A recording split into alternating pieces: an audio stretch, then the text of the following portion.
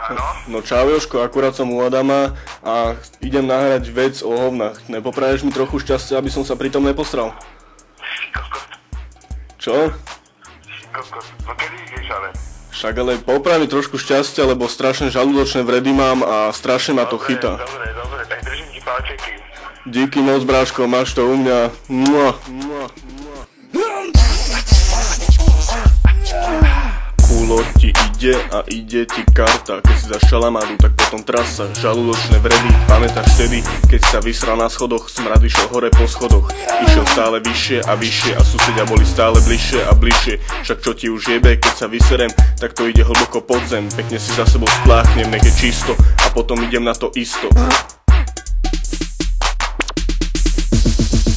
Dám si šalát pekne skysnutý, lečo, granatýr a aj špagety. Všetko si to ja dám na jeden tanier, všetko teda dobre zjem a potom sa aj dobre vyserem. Tieto jedlo sú veľmi dobré, ale majú aj nevýhody zhodné.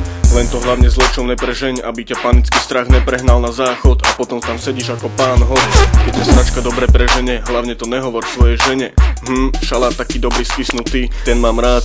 V hube ma štípe ako osraná riť, preto si musím ísť rýchlo vyhoniť, ale v hube ma neštípe tak ako v riti.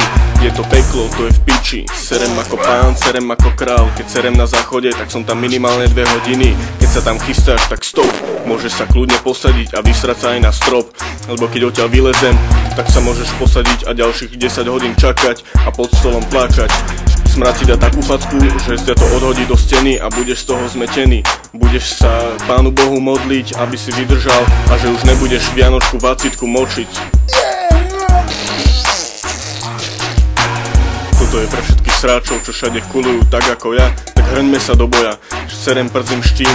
Však som normálny človek, za nič sa nehambím. Vyserem sa barzde, však mám piči, ne?